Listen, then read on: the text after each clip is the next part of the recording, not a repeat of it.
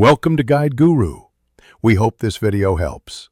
You start by confirming exactly what you're stopping, the active Robi All service and its billing details. Dial the UST or open My Robi to view subscriptions. Make sure you note the service name, renewal date, and fee. Once done, gather your Robi number and a form of ID for verification. This avoids accidental cancellation of other bundles. Keep the phone charged and on the network. You'll need connectivity to execute the next steps and receive confirmation messages. Now take action. Open My Robi or dial the dedicated UST stop code to begin unsubscription. Follow prompts. You may need to select the exact service from a list and confirm with a PIN or OTP. Make sure to read the final prompt before confirming so you don't stop unrelated services. After confirmation, wait for the SMS that acknowledges cancellation. Once received, note the confirmation ID and time.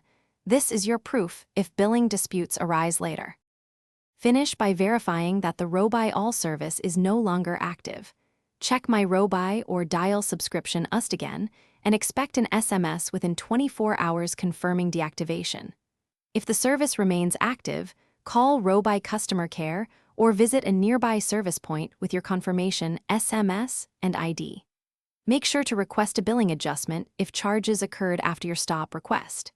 If problems persist, escalate politely and provide timestamps. Thanks for watching. Consider subscribing if we helped you today.